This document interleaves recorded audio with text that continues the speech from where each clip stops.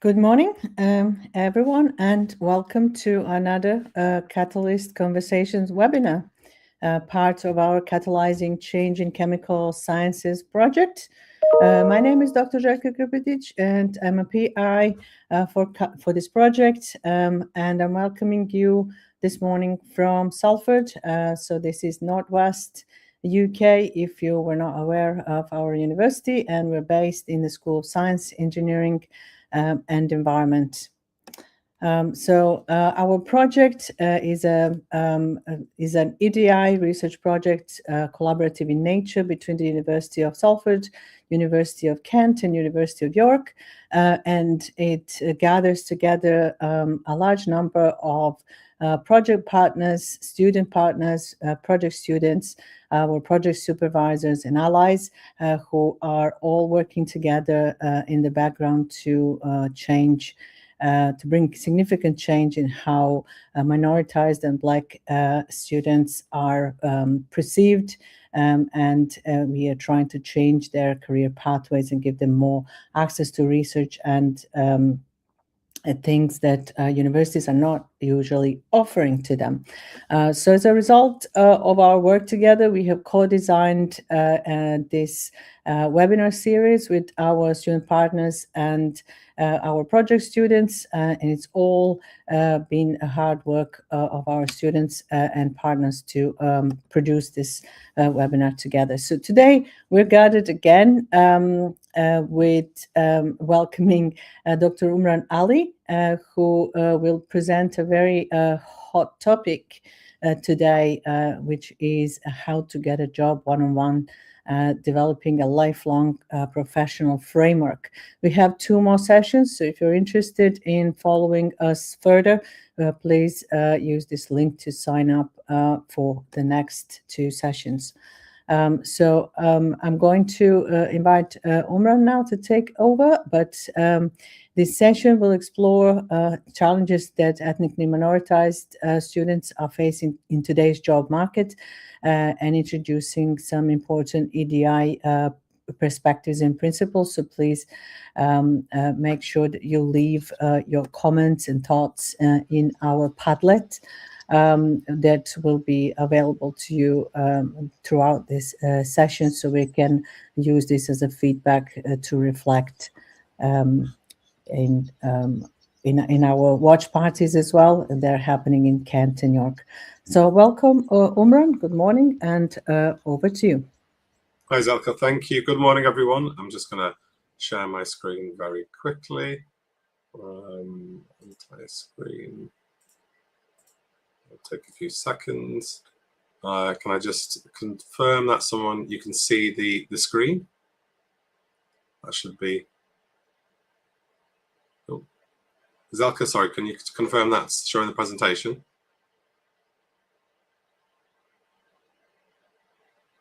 Okay, I'm going to assume that you can see it. I'm going to make a start. So welcome to the session. I'm going to be talking about navigating the labyrinth, career resilience, identity, and future-proofing.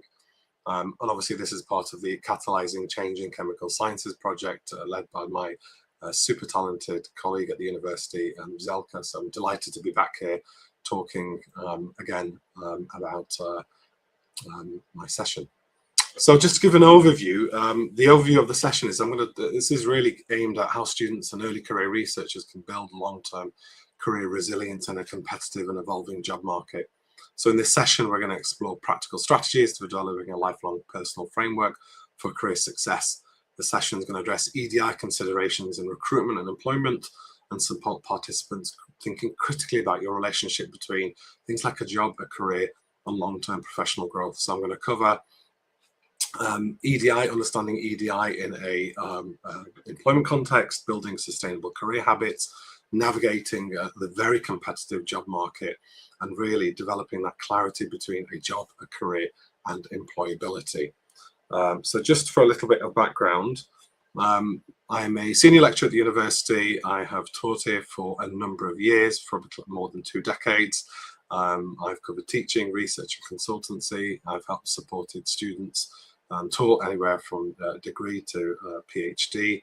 I've taught thousands of students in my time, and everywhere from actually helping students go from colleges actually in some points, to all the way to the degrees, to the master's degree, and actually more importantly for this session, into jobs, into a wide range of jobs, not only just around the UK, but actually also internationally. I've worked with companies such as the BBC, ITV, Microsoft, Nvidia, and Royalty, which I'll talk about.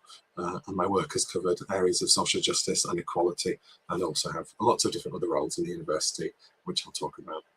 So look, we live in a very changing world. I think it's more or less impossible not to think that. If you look online, if you look on the news, if you look around the university, it's volatile, it's uncertain, it's complex, and it's ambiguous. Today's world isn't just about getting a job. Okay, it's a nice, easy idea. It's about designing a life in a shifting global landscape. The idea of the shift has gone from a job for life. In the 1950s and 1960s, it was very much actually, you move on, you graduate, you get a job at 20, and you may be working there for the next few decades, to actually now having a portfolio career. Okay, so it's changed, it's shifted. Actually, in the last few years, it's shifted again. There's been radical changes. Retirement age is shifting and will shift. So again, for many, students and for graduates, you're no longer looking at maybe 20, 30, 40 years. You may be looking at 50 years of a working life that actually has, significant challenges.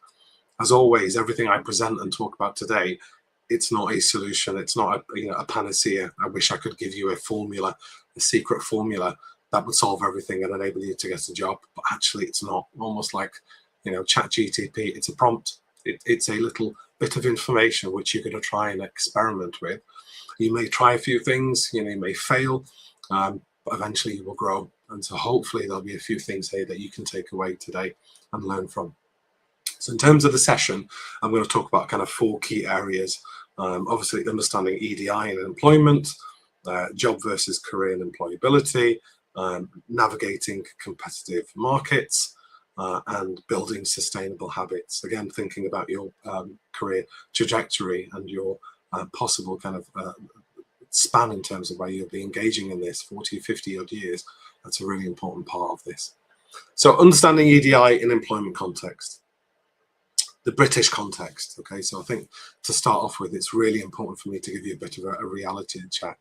Post-Brexit economic kind of conditions shifted the UK. We've seen visa changes, we've seen all sorts of changes in the UK that have kind of shifted the environment, particularly in terms of employment conditions and the job market. COVID, it's impossible not to talk about the last few years and not talk about COVID. It changed and quickened employment across the world, and actually in the UK, in terms of remote working, in terms of remote opportunities, in terms of employment. It changed things. These things were kind of happening very slowly, but COVID literally forced changes overnight. And for many students, actually, some students may remember the changes, and they were significant. It's impossible to talk about the kind of modern day society without talking about the rise of AI, particularly generative AI in the last few years, and automation, and the kind of impact and threat it has on the creative and tech sectors, and actually, the threat and the promise it holds for students and for graduates. The social climate has changed. Okay, so it's impossible not to look at the social climate around us and see the rise in the discourse, the polarized discourse that we see on the news, that we see in the streets, that we see in the universities, that we see everywhere. But against that, okay, against the threat of AI and the promises and challenges, against the threat of COVID, against the changes and the complexities that we see post-Brexit in terms of the UK, there is hope. The UK still faces a skills shortage in critical thinking, and this is where you come in. So against that really difficult, quite testing and sometimes uncertain environment, I want you to remain hopeful. The elephant in the room. I am going to talk about something quite difficult now, and I think it's really important, particularly when we talk about an EDI context. We hear this term unconscious bias. You'll hear it, you'll see it, and you may see this and hear this in your new places of employment. You may get a job, and you may have a document or a PDF sent or a presentation where staff members will talk about unconscious bias. But what they won't talk about often is racism, bigotry, discrimination, bias, prejudice. They exist, and you will be impacted by them. You will experience them if you haven't experienced them already. Now, this is something that many people shy away from, and I won't. I've experienced it, and I probably will continue to experience it. Okay, so the UK jobs market has structural inequalities. It will have these issues and structural inequalities and problems and faults, and actually they are changing and they will change. Actually, they will always be there. Recruitment bias remains a real thing. So simply by changing your name and blind recruitment studies actually can afford you better jobs. This is a sad reality that we face. For many, we've covered this and spoken about this term of the glass ceiling. There is a ceiling which you will often hit at certain points in your career, depending on your protected characteristics, will prevent you. Actually, there's a great term that was covered, which is called a concrete ceiling. For many, it's not a glass ceiling, it's a concrete ceiling. It's something that you will hit and have to fight. Again, against these things, I want you to remain hopeful. They are difficult, they will test you, they will push you, they will sometimes exhaust you, they will sometimes make you upset, but actually there are ways to navigate around that, and mechanisms and ways to still succeed and still be successful and still find the career of your choice. So in terms of the economic argument, there's a particularly great a review actually that was conducted in 2017, Race in the Workplace, that talks about the potential benefit that the UK economy has from the full representation of BME individuals. So if the full representation of BME individuals, the benefit was fully exercised in the economy today, we would see an estimated £24 billion added to the economy, which is 1.3% of the GDP. So the reality is, look, the ethnicity pay gap exists, but the opportunity, particularly for BME individuals, is a £24 billion boost to the economy. So you are not a risk. If you are someone, and I would widen this, anyone with a protected characteristic, you are not a risk to the economy. You are not a burden to the economy. You are not someone that kind of takes from the economy and doesn't add. Actually, you are needed. You are an economic necessity. Women are an economic necessity towards the economy. If you're an ethnic minority, you are an economic necessity. You are needed. So as I said, when you look at the data, it's very clear that this is not a tick box exercise. This is something where you are needed. And actually, if you expand this outside of the UK into the global workforce, again, the argument there is true. So look, here's a question: is having a diverse workforce a tick box exercise? Is it something where the companies are just saying, okay, look, we want a diverse workforce and we'll just do this to meet legislation and the Equality Act? Actually, it's not just that. Again, the McKinsey report in 2020 revealed that diverse companies are 36% more likely to outperform their peers. Why? Why is that a case? Why is it a case where you have diverse companies or a diverse workforce? Why is that beneficial? Well, just think about from your own experiences. Your background provides you with a unique lens and a unique insight on problems. Okay, so it gives you a unique perspective. Your experiences, your life experiences have given you a unique insight, which again is a competitive advantage. So when we look at the knowledge economy, your protected characteristics actually within the workforce provide you and the company with a competitive advantage. So your class, your gender, your ethnicity, all your protected characteristics give you an insight, experience, and knowledge that others lack and companies need. So again, you have an advantage here. This is not a deficit. This is an advantage. Sometimes what we find, though, however, this is an issue with code switching and authenticity. So Hewlin in 2003 described this idea of code switching, as facades of conformity. Ethnic minorities in particular, having to change your voice, having to change your hair, your topics of conversation to survive, having to change who you are to kind of fit in to a workforce where actually it may not represent you. It can be exhausting and it's an emotional drain. It can be very difficult trying to forge a career and then trying to fit into a new organization. Again, what I would say is don't shrink to fit the chair, adjust the chair to fit you. So the solution towards that, in terms of trying to fit in and trying to change who you are to fit in, is actually no, be strategically authentic. Take the decision to actually think about your background not being a deficit and your experiences not being a difference to be hidden, but actually data to be utilized. It's data, it's insight. Okay, so actually you move from this goal of fitting in to culture add. Your perspective, you'll bring your perspective to the room that actually it currently lacks. So think about the gap analysis. Okay, so you're in a new place of employment. You started, you're in a meeting, and suddenly they're talking about a particular topic. Actually, a part of the strategy should be to identify the blind spot. What is everyone? Maybe everyone here is of a certain class or a certain gender or ethnicity, and actually, your insight will bring in something new. So frame the observation as a competitive advantage. From my perspective as an ethnic minority, from my perspective as a woman, from my perspective as a disabled person, it could be any of those perspectives. Actually, I think the problem is here. I think we need to adjust our strategy to capture this particular audience, or we've ignored this sector, or we've ignored this approach. And actually, from my experience growing up and experiencing that, I think this is something that we can do differently. So you've changed this idea from your experiences being a deficit, being kind of looked down upon, or being, spoken about in the news or the wider context, to actually, I can use this to my advantage and actually the company's advantage. So think about that as in terms of authenticity. Okay, so I'm going to move on slightly now to developing clarity between a job, a career, and employability. Okay, so it's can I just double check? Can you see the slides? Sorry, I'm just going to double check. Are they moving? I'm just going to stop for a second and double check because I've just got a message. Are they still moving? Again, I can't see the chat, so I can't tell if they are moving or not. So I'm just going to take a 1 minute pause. And I'm just going to mention that I've sent Zelka. We can see, we managed the slides now, don't worry. Excellent. Okay, that's good to hear. Okay, I'm going to make a restart. So you will get technical issues like that, and again, just work with it. So clarity between a job, career, and employability. Very, very important. One of the most important things for you to realize, particularly for those at the start of their career. Okay, so question for you, and I want you to think about this. A job versus a career. Are they the same thing? Okay, and when you start off really in your you're very early on, and you've just graduated, and you may be a postgraduate student, and you're looking for a job. Actually, it can feel like the same thing. But actually, are they different? And if they're different, how are they different? Okay, just think about that for a second. You hear these terms, and they sound interchangeable, but they're actually not. How does employability fit in? So again, this is a term that you've heard in university. You'll hear it all the time.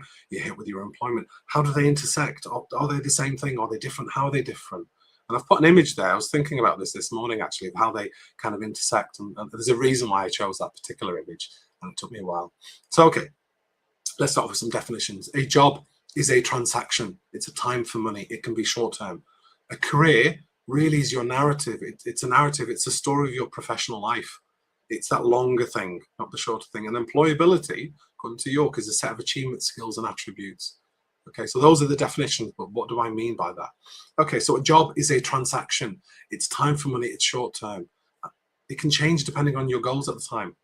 Okay, so your goal may be, actually, I need to buy a new computer, or I need to buy a car, or I want to go on a holiday. I'm just going to get a job to fit in. So it can be a small thing, and it can depend really on the goals that you have at the time. It can be linked or unlinked to your career. So it doesn't have to serve your career. So I've had lots of jobs in my kind of life. I used to, and I'll talk about this later on, I used to work in game in the Arndale Centre selling video games. That's not really linked. It kind of is a little bit into my kind of career as an academic. You can have lots of jobs. They can be held in parallel. So you can hold more than one job at the same time. So again, this has been the big shift that we've seen, particularly over the last few decades, is there's been a shift from holding one job to several jobs. They can be held linearly. You can hold one job after the other. In terms of range, you can range from a few hours to 50 years. So again, in some instances, I know an individual who's worked at the university for 34 years. That's been her sole job. Actually, you may find a job for a couple of months, a couple of days, a couple of weeks, or for longer. So again, it can have that range. A career really is about your narrative. That's the story of your professional life. And often we can maybe have one or two careers per lifetime, or often you may, if you're lucky enough, you'll meet someone who's quite adventurous, and they will have several careers in their lifetime. They've been an astronaut, they've been a pilot, and then they've moved on to something completely different. It can change. Your career can change depending on your life. So some people have life incidents, they have changes, they can be made redundant from their roles. I know academics that have been made redundant and have moved on to do something completely different. It can be a major defining part of your professional and personal identity. So your career, often for people, it's a defining part of who they are. So again, that's why it's really important to think about. The range can be anywhere from 10 years. I would say you can't really have a career anything less than that. A career of a year really isn't a career, it's a job. But it can range, so actually anywhere from 10, 20, 30, 40, 50 years. And then the really important point for you guys is employability. So what is employability? Okay, it's that set of achievement, skills, and attributes. This builds over the course of a lifetime. Actually, it can also diminish. Your employability can diminish. It's something that you have to kind of regenerate. It's not just the result of one thing. It's the result of your jobs. It's the result of your career plus life experiences.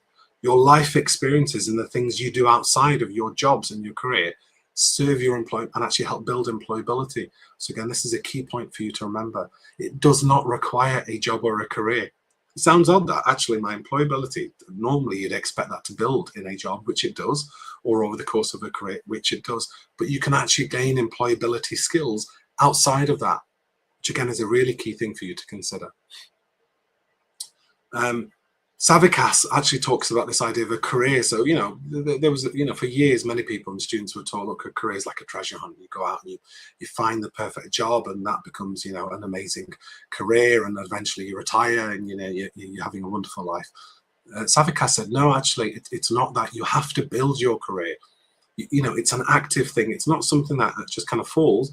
You know, there's actually a theory that, you know, career construction theory behind it. So he argued there are the 4 C's. Okay, the 4 C's that you've got to do in order to kind of construct your career. The first one is concern, and that isn't anxiety. That's not worry. Look, what am I going to do? But this is about future orientation. Okay, so you don't just look at the deadline that's coming. Okay, I've got a deadline on Friday. You project what's happening in the next 3 years from now. Where is the job market going to go in the next 3 years? What's going to be the big explosion in your area? What's going to be the big thing in your area that's going to change? Okay, and how can I pivot? How can I change what I'm doing around that kind of next thing? So I'm concerned. So I'm reading the industry reports. I'm going to conferences. I'm finding out. You're demonstrating concern. What's happening 3 years from now? Okay, and again, that is part of constructing your career, because it may be that you pivot and you change things. Control. In academia, it's very easy to feel like a passenger. Okay, you wait for the grades, you wait for the feedback, you know, you wait for permission to do things. Control is about agency. It's saying, look, I am going to take control. I am going to organize things. I'm going to do that extra thing. I'm actually going to take the incentive and organize a symposium. I'm going to organize a little bit of a conference or a workshop, or I'm going to make it up. I'm just going to do these things. And actually that can give you a huge amount of power in terms of constructing your career. You're told to do certain things in your job, but you'll always have a room. You will always have a little bit of space to do these things that you choose, and that will give you control. The third one is curiosity. Okay, so sometimes you will get pigeonholed. You know, you will get kind of stuck in a corner. Curiosity is that bravery to say, hang on, okay, look, I'm a creative tech student, or I'm a chemistry student. I'm a chemistry student. I've just done my chemistry master's and my PhD. But do you know what? I'm going to learn a little bit about games design. I'm going to take up a new tool. I'm going to look at gamification. I'm going to look at dance. I'm going to look at how I can combine, you know, dance and chemistry. It sounds odd, but you're going to be curious. Or I'm going to look at intellectual property rights. I'm going to start experimenting and thinking about the side of the possible selves, actually experimenting on who you could be and developing those new skills in line with concern. Where is the market going in 3 years?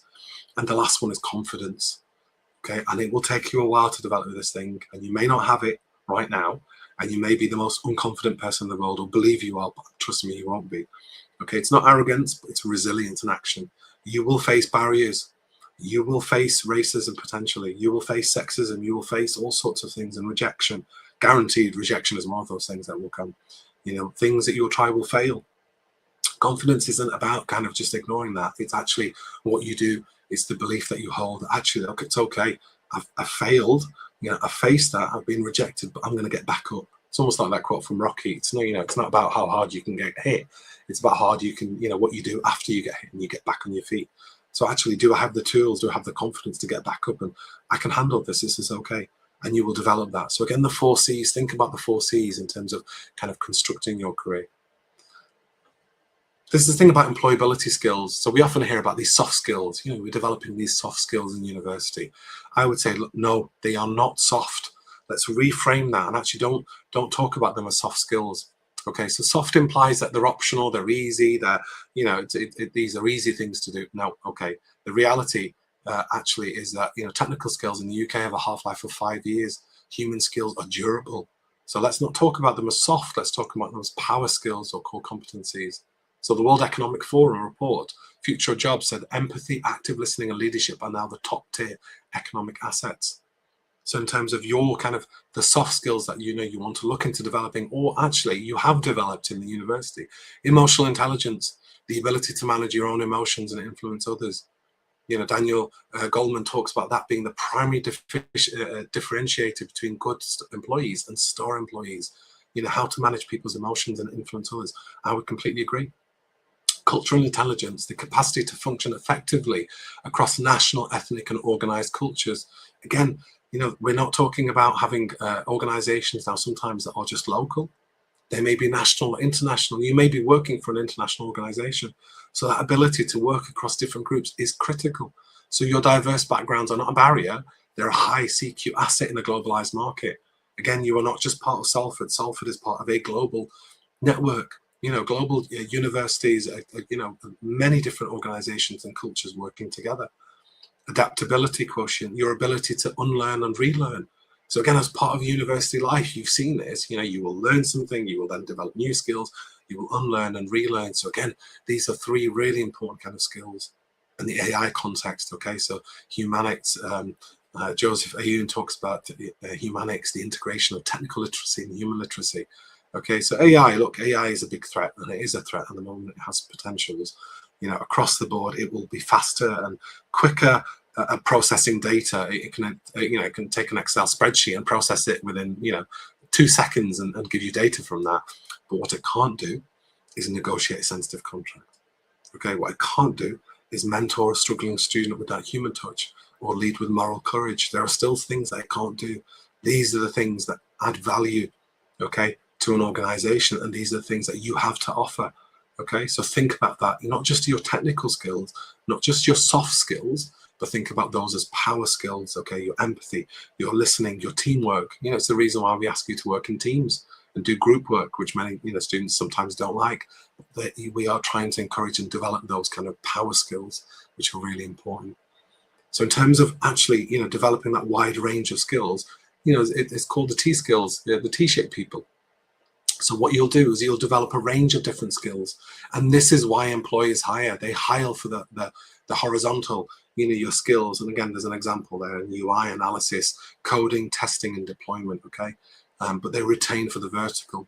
So what you want to do is, as I said, develop that kind of portfolio of skills which you've got. And I'll demonstrate how in shortly.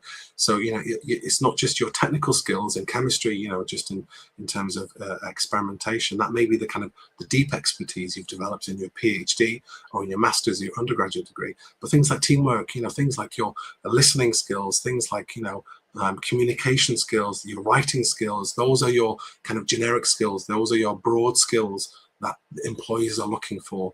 Because, as I said, jobs are changing, employment is changing. They may not require that expertise and depth now, but what they're looking for is that kind of wide range of speciality in that disciplines.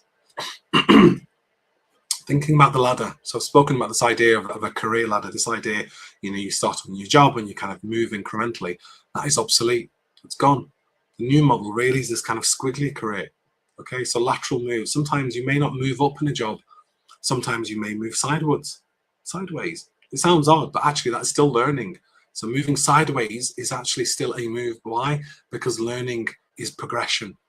Okay, so it's not necessarily the case of you look for a promotion, and this is the advice sometimes I've given for students. Sometimes it's actually, have you reached a plateau in your workplace? Do you think you should look for another job, the same job, elsewhere in another company?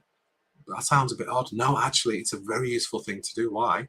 Because sometimes it can give you that different experience, that different insight into how an organization works. Here's a question for you to consider. Are you really ready for that dream kind of career and that dream job? And it sounds, most students say, yeah, absolutely, I'm ready for it. I'm ready to go in and get it.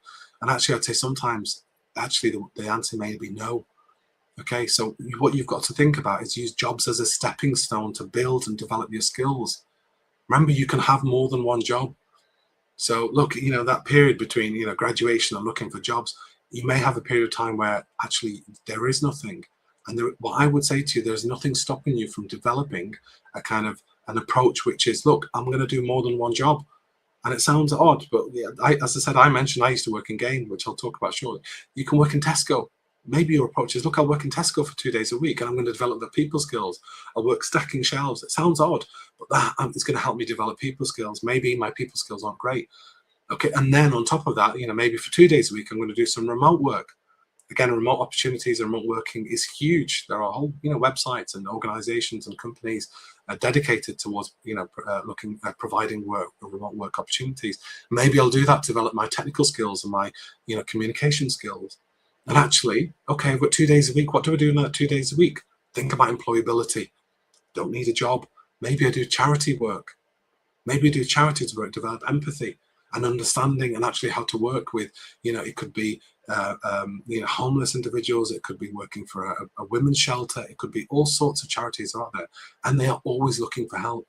And I guarantee you, doing the work will make you feel, it will empower you. It will give you confidence. It will make you feel good. It's a good thing to do. And second, that you will develop skills which you can then take back to a new employer for your dream job and saying, actually, I spent the weekend working for a women's shelter. And actually that gave me a huge level of understanding and empathy in terms of working with, individuals who'd gone through all sorts of things. My example is I worked in game. So many, many years ago, my first job was working in game in the Ardale Centre. And I used to hate getting up in the morning. But what that gave me was literally, the experience of getting up at 6 o'clock in the morning, getting ready for work, catching the bus all the way and walking through town and starting work, and just that whole kind of routine of getting up and getting to work. I'd never had that before, really. College had started later, and in school, obviously, we kind of got in. Used to get in quite late. But again, it was just that experience, and that experience really helped me when I, got a job and graduated and took a job as a part-time lecturer and eventually as a full-time lecturer. I had that grounding. So again, don't be afraid of looking for things and opportunities out there to develop your skills. One thing I want to mention is Ikigai, which is a Japanese concept, okay? And as you get older and more experienced in your life, and I think this is a really important concept to think about. So it's a Japanese concept for reason for being, okay? So this is the idea that you will find sometimes things you're good at. If you find something you're good at and something you can paid for, we call that a profession. Okay, that's where they intersect. If you find something you're good at and something you love, where that intersects is a passion. If you find something you love and something the world needs, that becomes a mission. Okay, but if you find something that you can be paid for and the world needs, that's a vocation.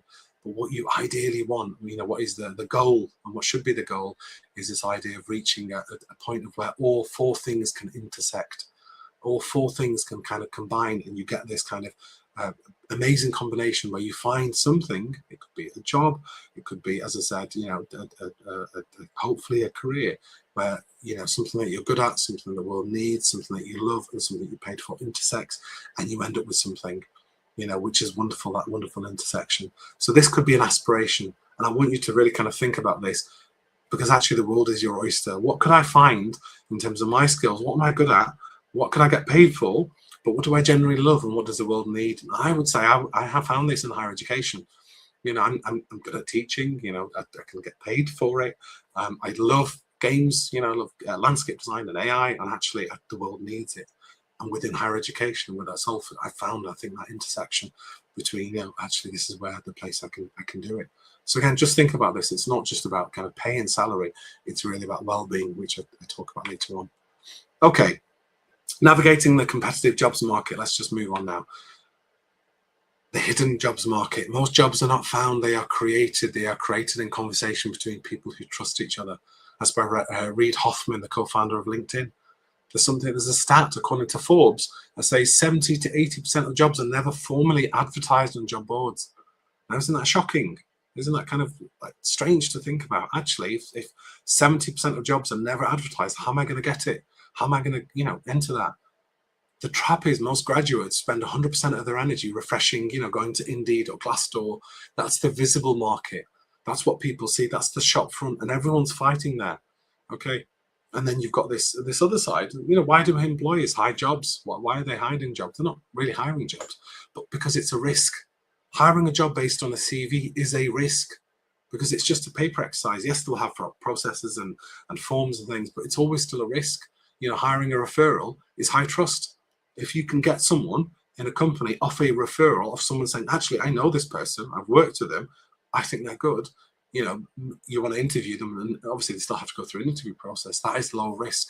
There's also a cost to this. So again, the cost now of going through CVs, going through a process, it's time consuming, it's laborious. Most companies do want to still fill in jobs through kind of, you know, internally, ideally, or word of mouth, rather than at, as I said, this final thing, which is the job description. The strategy could be, look, okay, if that's a problem, how do I approach it? Well, your approach is find ways, don't necessarily ask for a job, look for opportunities to engage with that company outside of a job. Now, it sounds a bit odd, but is there an opportunity to do some unpaid work? Is there an opportunity to engage with them? Is there a way to do some, you know, research to, you know, to look at what they do? Is there a way to become known to that company before you then approach and then look for a job? Now, that's not an easy problem to solve, but actually it's a way in. So I want you to think about this in terms of perspectives on the recruitment process. So the way that a typical employer fills a job is often they start within the company. Okay, if that doesn't work, they then use their networks. If that doesn't work, they use their agency. If that then doesn't work, they will then place a job advertisement. That's the kind of last thing they do. But then if you compare that to how a typical job seeker prefers to look for a job, the first thing that often you will do is respond to a job advert. Rarely, actually, the more effective approach is using an agency to select and actually, this is my CV, these are my skills, and find tailored things rather than just kind of hitting 200-300 jobs. The second, you know, thing down below that is using their networks. And I'll talk about this shortly. Networks are incredibly powerful. Okay, and then the last one, the best one really, is from within the company. If you're within a company, it's a lot easier for you to progress, to find positions. Actually, look, there's a promotion opened up, and you can go for it. So again, just think about that in terms of how typical employees prefer to fill a job, and actually how typical job seekers actually fill in. They are actually very different, and actually there are loggerheads. So how can you take advantage of that? First thing I'd say is think about mentors and sponsors, which is a really critical thing for students, and particularly graduates, to think about. So Sylvia Ann Hewlett in The Sponsor Effect, I mean, she gives a beautiful quote there. A mentor gives you their perspective, a sponsor gives you their credibility. Okay, so think about mentors. Mentors talk to you. Okay, a coach, a guide, Zeljka, for instance, you know, someone who provides you support, career advice. You know, it's private. You do it in one-to-one. It's low risk. Okay, increases your confidence and your competence. You know, your competence and your confidence. You know, an example of that is a lecturer, an academic, senior lecturer providing you with pastoral support. They sit with you and they mentor you. Okay, it could be a family member. But sponsors are a key thing. They are power brokers. They use their political capital to advocate for you for promotion, for funding, or hiring, that when they're not in the room. Okay, when you're not in the room, the relationship is public. You know, often it's open, it's high stakes. They often will put their reputation on the line for you. Okay, it increases your visibility and opportunities. So it could be something like your dad's best friend could be a sponsor. Again, for international students and for those who come on visas, you know what a sponsor means. Sponsor holds a very particular meaning, doesn't it? Again, I would say for the job market, it's exactly the same thing. The mentorship trap. There's actually research on Harvard Business Review that shows that ethnic minority professionals are often over-mentored but under-sponsored. So often you will get lots of advice, but you will rarely get people to open the doors for you. Okay, but when you think about the Centre for Talent Innovation, I've done some research and said that professionals with a sponsor are 25%, 23% more likely to move up in their career with, you know, than those with just mentors. So I've got a task for you, okay? And I want you to think about this. I want you to identify who your mentors are, okay? Think about that. Who are my mentors? Is it the academic? Is it someone that sits with me? Is it someone? And if you don't have them, you need to find them. Have you outgrown them? You can outgrow your mentors. Mentors are only sometimes meant to be there for a few years, or if you're lucky enough, they will be there for a long time. I've had mentors. Okay, I still have mentors. I still speak to people in terms of my career kind of progression, which sounds odd as, you know, as an academic who's been there for, you know, for more than 2 decades. Actually, no, it still works for me. Have you outgrown them? Can you find new mentors to help you develop a skill? Find a sponsor in your network. Ask them to help you. Okay, and you're thinking, look, I don't have a sponsor. Well, okay. Well, I want you to find and engage in activities to grow your potential list of mentors and sponsors. I want you to join a cooking club. It sounds really odd. I want you to join a local rambling association. I want you to join a networking or a club or something to help you find and develop those sponsors. I'm going to move on now into this idea of you've got your network, you've got your mentors and your sponsors, and there's a wonderful theory called the 6 degrees of separation. Okay, that any person on earth can be connected to any other person through a chain of acquaintances of no more than 5 people. Okay, so I'm six degrees of separation away from anyone. It sounds really odd, doesn't it? Does that sound like nonsense to you? Okay, so here's a question: how many people between you and your dream opportunity? Look, I want to go work for GSK, or I want to go and work for, you know, doing cancer research and for, you know, Pfizer. For one of the other big companies, you know, how many people between you and the head of Pfizer, for instance, or the head of GSK, or one of the big tech companies, or, you know, Facebook? So I'm going to start here with me, okay, as an example. And I've got 4 individuals. I've got Donald Trump, I've got Tom Hanks, I've got Beyonce, and I've got Arnold Schwarzenegger, the actor, the Terminator. How many people between me and them? Let's do this as an exercise. I actually did this. Okay, so for me, I actually met the Duke of Edinburgh.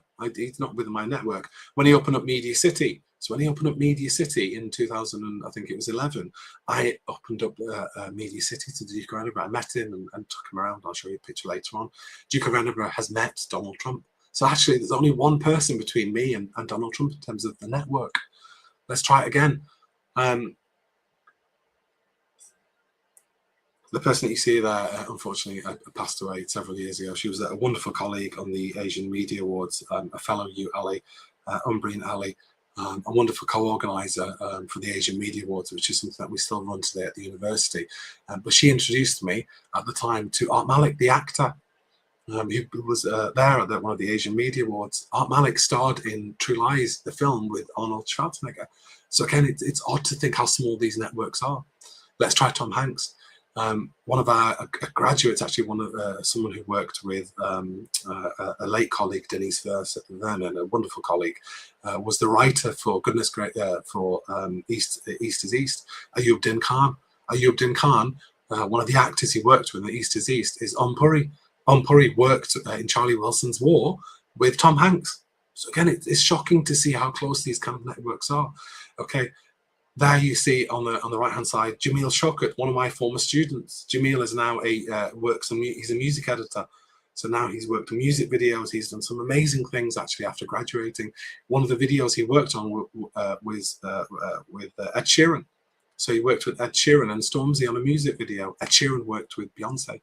So again, you can see very quickly that our networks are very, very, very small in reality. And again, just some pictures to demonstrate that wasn't true. You can see Art Malik, me and Ayub Din Khan, and me and the Duke of Edinburgh, and Malak Mobeen, and then C.E. Livingston, and a picture there with the late Umran Ali, a wonderful colleague from the Asian Media Awards. Okay, so it's not just about strong ties, it's also about weak ties. So Dr. Meg Jay in The Defining Decade talks about weak ties. Weak ties are the bridges of which new information crosses to reach you. Your strong ties provide you comfort, your weak ties provide you opportunity. So Mark Granovetta talks about the strength of weak ties in his book, and says, look, the problem is that you've got strong ties, your friends, your family, your lab partners. The problem is that they move in the same circles as you. Okay, they have the same information, the same jobs. It's an echo chamber. What you want to do is you want to take advantage of those weak ties, your acquaintances, guest lecturers, former classmates. Okay, that's where the power is. They move in different circles to you. They have different bridges of information. So what you've got to do is you've got to escape the silo. Sounds odd, but you've got to kind of ignore those strong ties and think about taking advantage of those weak ties. Again, the research demonstrated that 80% of people who found a job through a contact did so through a weak tie, someone that they only saw occasionally. So I want you to think about that. I'm not going to go through this scenario, but I want you to think about this as a task, okay? So it could be, you're thinking about a job, you think about a career. Who do I go to? Who do I approach? You may not get anything from approaching your strong ties. I want you to think about your weak ties, okay? So I want you to do a 3-year audit.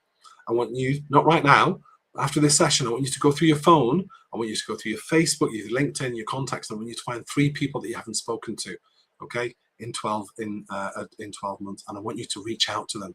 I want you to say, look, I saw your recent post, I saw your recent article. It just reminded us of, the stuff that we did. There'll be a reason. There'll be something that you share in common. I hope you're well. Look, it'll be good to catch up sometime. Catch up with them. Okay. If you're looking for a job, if you're looking for an opportunity, it may be that they need help on something. You can help them. And obviously when the opportunity arises, look, I'm looking for a job, I'm looking to move, you know, I really want to go and work in the United States, I really want to go work in Canada. Any ideas? It could be, that could be the start of your next job. Very quickly, I'm going to go through social media. Social media can be a very, very powerful and useful way to grow your network. Okay, so one thing I would say is, what happens if I Google you? Do you exist on social media? Okay, so companies can sometimes look on social media. Do you exist on Facebook, LinkedIn, and on Twitter? One thing is I would say, sorry, I'm losing my voice, is think about who your social media, be very careful with it, because again, it can have an impact in terms of your career. Developing your social media is part of networking.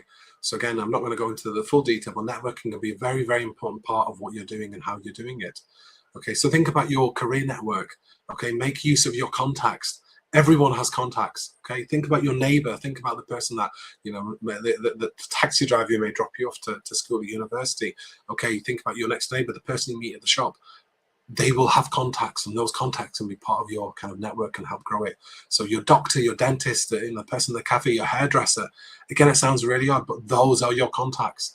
Those are people that may know someone who knows someone that will give you that opportunity. LinkedIn, one of the most useful ways, I'd say, in terms of social media. It allows you to communicate.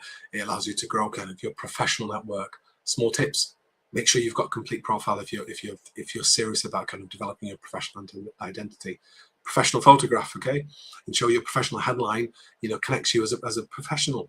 Okay, nobody really adds students, by the way, but they will add professionals. Okay, so you know, maybe you are a student or a graduate, but you will also be a professional. You may be a professional writer or do something on the outside, which will give you that professional identity. Networking, okay, everyone talks about networking, and it's not easy. Okay, so networking, the first thing I'd say is, look, be authentic. Okay, and it's a really hard thing to do, being authentic and moving into an environment and working in a place where you may not feel that actually, again, you've got to code switch or be something else. This is really about kind of developing those skills. And again, I'm not going to go into detail due to time, but building a rapport, you know, be prepared to talk about yourself. Do you have a 1-minute pitch? Do you have a 1-minute pitch where you can tell me about who you are, what you studied, and what you're looking for? And again, practice it. It sounds odd, but you will learn to practice it. Okay, so things about, no one ever talks about this. Again, what are the norms? What are the acceptable norms? And again, for different cultures in different parts of the world have different expectations. So shaking hands in certain parts of the world is a requirement.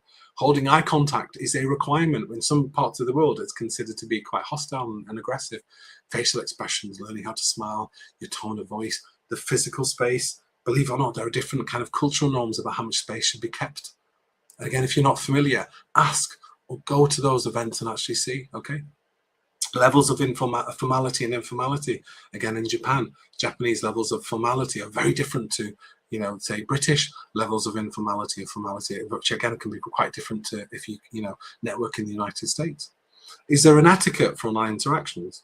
Again, a useful question for you to consider. Okay, I'm going to skip over this again for time, but think about where, you know, your peers and role models hang out. Are they online? Are they not online? Think about spaces that you can join. Think about competitions or self-assessments that you can do. Again, the whole purpose is there to build your network. Okay, use personal networks to grow your professional networks. Okay, I've had opportunities that I've ended up in symposiums that started out from a conversation from a friend, and that's how networks will grow. Everyone wants to trade. Everyone wants to look and develop and grow their own networks again. So be part of that. Right. Okay. Last part now, very quickly. Well, not very quickly. Building sustainable career habits. This is a great quote here. Build between stimulus and a response. There is a space. In that space is our power to choose our response. In our response lies growth and our freedom. That's by Viktor Franklin, a psychiatrist and Holocaust survivor. Okay. So this idea, look, there's this old way of thinking about resilience. Okay, so you have to endure it, you have to be tough. I would say no, it's about resistance, okay? It's about true resilience is agency. That you're going to take a decision to say, actually, look, you know, it's not about bouncing back or bouncing forward. This idea of the critical consciousness, okay, Freire talks about this ability to perceive the world. So when you face a barrier, you will face rejection and issues.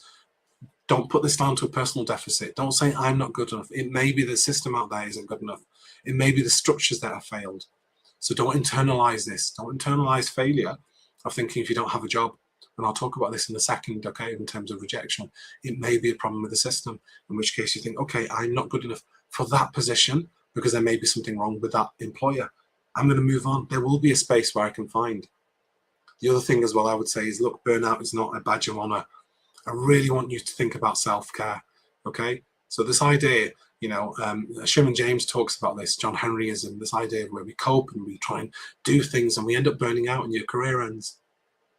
If you are from an ethnic minority background, if you're a woman, if you're disabled, you will have a burden on you, okay? And it will be difficult. You will end up doing things, you know, there will be a level of invisible labor that you will have to endure, okay? So this is really about downtime. And really the last point there is about downtime. It sounds odd, but as an action, I want you to schedule in your downtime. This goes to academics, this goes to professionals. I want you to say every Friday at 4 o'clock, I'm going to put everything down and I'm going to watch an episode of Better Call Saul. I'm going to play a game. I'm going to go to the cinema. That's what I'm watching at the moment. I've just finished it. And scheduling your downtime to make sure this is not a sprint. This is not a marathon. Okay, it's a marathon. Sorry, it's not a sprint. You're going to be doing this for the next 50 years. Dealing with rejection. Okay, rejection is going to be a harsh reality of your life. It's not just about getting employment. Okay, you will face this. I want you to really think about this. I want you to think about the 100 rejection challenge. And it sounds odd. I want you to apply for jobs. Okay, and you may apply for jobs and you may not get anywhere. But then I want you to think, okay, when I get to 20 or 50, I'm going to reward myself with a free Nando's. Okay, almost like a ticket. I'm going to gamify it. I'm going to give myself a reward at every 10, every 5, okay? And I want you to remember this. For every rejection, every no that you get, you are statistically increasing the probability of the next answer being yes. It is impossible to get more than 100 or 200 or 1,000 job applications and not get a yes. Every time you apply, every time you get a no, you are increasing the chances. And again, I say this to students who kind of, look, I've applied for 4 jobs and haven't got it. Keep on going, because eventually you will get that yes, and actually it will be, oh my God, I did it. It worked. But this is a part of, you know, as academics, we deal with it. We write papers, they get rejected. We come up with ideas for courses, they get rejected. But eventually you get through. So again, learn how to deal with that and learn how to accept that as being a part of life. Very quickly, anti-fragility. The beautiful quote by Nassim Taleb talks about the wind extinguishes a candle and energizes a fire. You want to be the fire and reach for the wind. Okay, so this is about the idea of being anti-fragile, not fragile where you break under pressure, not robust where you stay the same, but anti-fragile, you will get stronger. Okay, so you, as I've said, look, the UK jobs market right now is volatile. We've got AI, we've got recessions, we've got funding cuts, we've got all sorts of things, but you will be an anti-fragile job seeker. You are going to pivot, you are going to turn. If your field is being disrupted by AI, you're not going to fight it. You're going to basically say, right, I'm going to master that tool and I'm going to make it as part of my portfolio. I'm going to make the disruption my specialization. Okay, every no is a stop sign and it's going to point you to a different direction. Lastly, I'm going to say, look, you know, there's a beautiful quote is that if you want to go fast, go alone. If you want to go far, go together. Community is not about belonging, it's about survival. So actually the reality is, look, you will build a community. Your classmates, it's not about people who are CEOs of companies or heads of positions. Think about your peers. Your peers are your future collaborators. They may be your future managers, okay? So think about that. You already have an alumni network there. You already have a group of students there who are doing the same thing. You already have a group of students that have graduated from the university. So as a task, I want you to do this thing. I want you to find future, you know, graduates and alumni that have graduated from here, and I want you to try and contact them, saying, look, I'm a final year student, I've just graduated, how did you make it into your job? Is there, you know, is there potential for me to work there? You know, do you have 15 minutes where you could just kind of give me a little bit of advice? Reach out and be brave. And I guarantee you there will be students out there with people saying, you know what, I know how you felt, I know how this felt. Absolutely, that's fine, I can meet you for coffee, don't worry about it. Look, to finish, the context is the market is tough, but you are equipped. University is not just about technical skills. It's all about those power skills that we've taught you, the kind of teamwork, communication, that resilience that we're embedding. EDI, look, if you have a protected characteristic, it is not a deficit. It is an asset, and I want you to use it. I want you to be proud of it, and I want you to think about using it. Strategy, it's not just about building applications and writing stuff, but building that portfolio of skills. And really the last thing I want to say is it's about building those habits. Okay, consistency beats intensity. Okay, self-care, building that kind of thinking about those transferable skills, developing that kind of lifelong approach where you think, hang on, this is me for the next 50 years or 40 years. What do I want to do in terms of building that healthy lifestyle, building a walk-in, saying I'm going to take lunch every day no matter what, saying that you're going to watch an hour of TV every Friday no matter what, 4 o'clock, or play games or go for a meal or go for a nice walk. Okay, so this is about sustainability. Final things very quickly. Update your LinkedIn. Find one of those week time messages and really think about your superpower, not those soft powers. They will be your future superpowers. Success is to be measured not by the position that one has reached in life, as by the obstacles which they have overcome. That was by Booker T. Washington in his book Up from Slavery 1901, which is a really beautiful quote, and that's how I want at the very end. So thank you very much. I think I've got a few minutes to run slightly over. As I said, the presentation will be available for those who want to read it. Obviously, there's a recording. Thank you very much. I'm going to end it there. Thank you, Umran. And we have, thank you to everyone who entered the questions. So we're going to go through questions now. The first one is from Danny Barsham, who's a CEO at a company, and he left a comment. Really, it sounds like a fantastic opportunity for personal growth and career development. So thank you, Umran. Our first question is from our colleague Anna. Umran, how do you think would it be useful to mention knowledge of a foreign language when job hunting? Absolutely, I would say, without a shadow of a doubt, because again, it gives you a unique insight, and it may be that the company is looking to, expand or develop in a different part of the world, and you have that expertise. So again, from my area, we call it localization of the games industry. If you mention that, it will take you straight away. And I know one student actually mentioned this. He said he spoke French. So, his second language was French, and the company said, right, we'll take you on. The reason being is that they were about to set up a new localization field and work with companies in France. And actually that they knew Simon would be the liaison between that. So I would say absolutely, it demonstrates, an extra skill and something that is needed. So again, it may be the case that you are their next person to then send off to different parts of the world. And again, you're not just working in Salford. It's not just about your local environment. We're part of a global workforce. So again, there may be someone there that thinks, hang on, actually that's something we may need. It gives you a different insight. It gives you a different understanding. It gives you a different perspective. So I would say absolutely mention that. Put that really high up in your CV. Great. Next question is from Akansha. So am I gaining experience that employers outside academia recognize? Okay, so am I gaining? So I think what you're asking there is, can you gain experience that employers that? Absolutely. So, sorry, I'm just going to end this now very quickly. Just think about all the different things, as I spoke about, in terms of employability, whether it be working for a charity, whether it be, all the kind of different activities that we do, they will be recognized in addition to your degree. If you're going for a job with other graduates, how do you separate and differentiate yourself and make yourself stand out? And it may be that charity work. It may be working in your parents' shop. It may be working, doing something extra. It may be working with your local community center. It may be working, doing something at the local school. Those are all those kind of soft transferable power skills which you can mention. Look, it's not just about the degree. I also did X, Y, and Z. And that is what new employees want to see, that kind of diversity of skills. Because as I said, things are changing all the time. And that human element, often those extra skills, are always recognized. They're always beneficial. So I would say absolutely. In some ways, they are key. Everyone may have the MSc in chemistry, or the MA in creative games. There will be 5,000, 2,000 people that have that. But what's the extra thing? What's that little cherry on top? We say is actually, I did some charity work. I worked on a shop, or I joined a Ramblers Association. I led on this. They are absolutely useful. Right. So our next question is from Yara. So how can students balance long-term career planning with the pressure to secure immediate employment?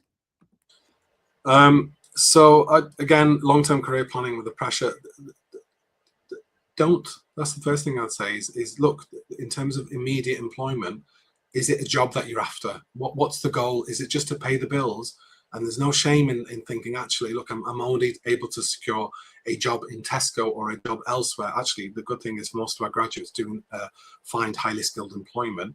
It may be a case of, look, you only get 2 days a week. and then you balance that. So don't worry about this idea of long-term career planning. That develops, that happens when you're in a job. Really, the goal right now may be to pay the bills, or maybe to secure 2 days a week. So often I say to my students, look, it may be that you work 2 days a week on paying the bills, and 3 days a week actually, you may be volunteering, or you may be building your portfolio.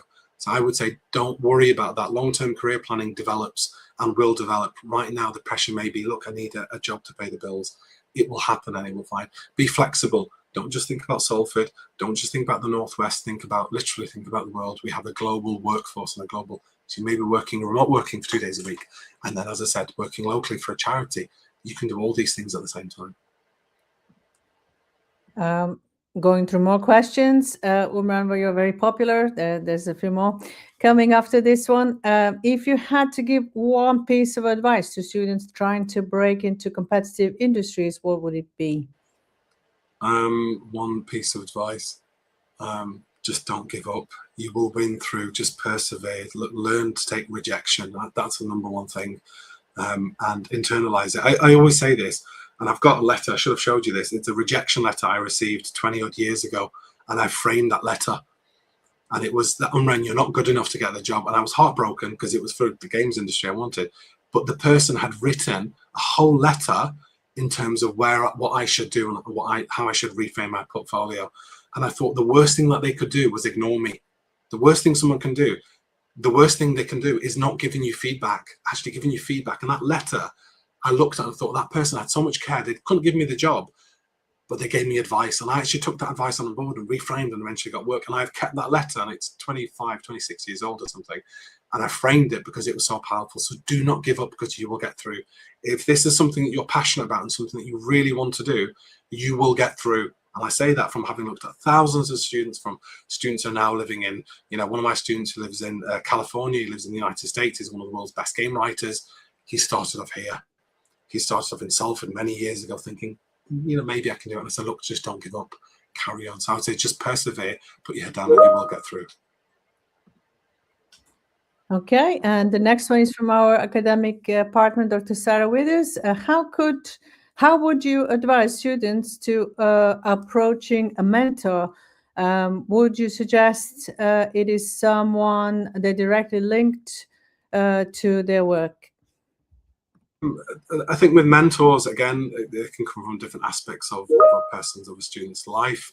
How would you advise students approaching a mentor? Just think about who inspires you. So for me, mentors have always been people that you look up to, and you suddenly think, hang on, there's a certain level of the way that they talk or how they present themselves, and actually I would like to be like that. I would like to learn that insight. So again, it's about being brave. And I would sometimes suggest someone that isn't directly linked to that network. It's also about the weak ties, someone from a different walk of life, someone from a completely different perspective.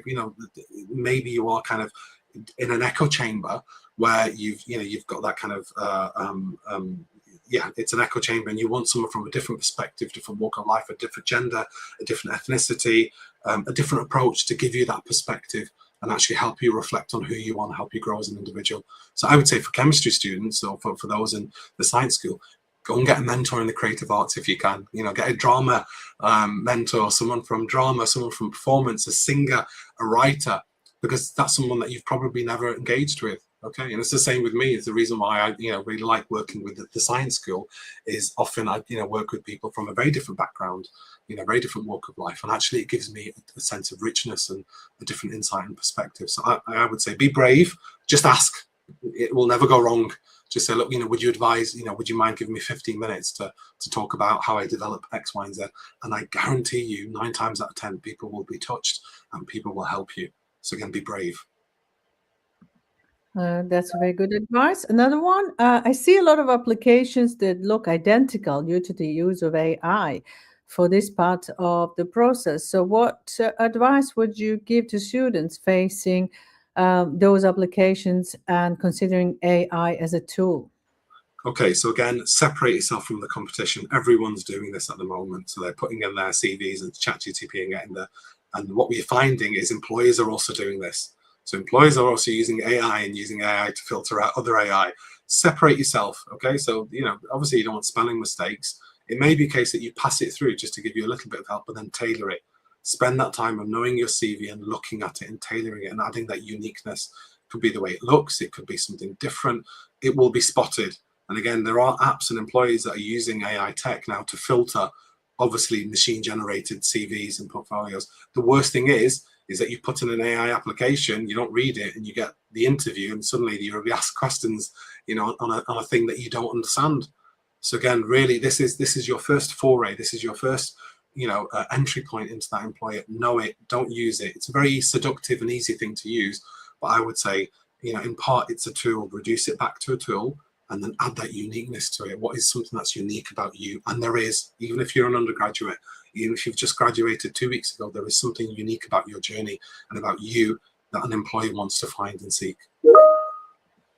A question from our PhD communities. As a PhD student, how can I turn my academic skills into a lifelong framework that supports multiple career paths? Academic skills. So again, think about those skills that you've developed. You know, could you write them down? And as I said, it's not just those kind of soft skills. You know, things like teamwork, things like you know, independence. You know, being an independent researcher is so incredibly powerful for your lifelong framework that actually people will not often tell you what to do. You will have to take agency and do it yourself. And again, that is your lifelong framework. You know, what we often say as your supervisor, look, take some time out, look after your mental health. Again, take that. So there are elements that we've integrated within your teaching and learning. I would say that absolutely will support you for the next 20 or 30 years. And that's the most important thing. Ask that question. It's an amazing question. Ask your supervisor that question. Okay, and I guarantee you they will tell you, how did you do it? Actually, what was your journey going from an academic, from being doing your PhD? I do this with my PhD students. I tell them, this was my journey, and actually, hopefully I want you to kind of follow my kind of pathway and the way I've done things. Multiple career pathways. You need to be open and adaptive. No one knows the future, especially with AI and automation and the way things will go. Thank you. So going forward, because we have a few more questions coming, what would today's Umran tell Umran at the start of his career if he were to do it all over again? Okay, this is going to have to be our last question because I do have to leave. I would say you're going to be okay. I'd say you've got a lot of anxiety, a lot of fear, a lot of apprehension about the future and making it, and you've worked hard. But you can have so many amazing adventures, meet so many amazing people, enjoy the ride, and don't be so stressed. I think just really enjoy it. You're going to be fine. And I think that's, especially for ethnic minority students, you know, you've got so much kind of built up expectations maybe from your parents and your community, you know, and I know that from speaking to students from Nigeria, from India, from all parts of the world, even from the UK, you know, from Salford, there's expectations. You may be the first person in your family to do a degree. Enjoy the ride. It's going to be a lot better than you think. It's not going to be as bad as you think, and you're going to be okay. So really enjoy the ride. Well, our academic partner Julia is thanking you very much, and I'm also thanking you very much, Umran. So thank you all for attending, and we'll see you at the next one. Thank you very much. Thank you, everyone. Take care.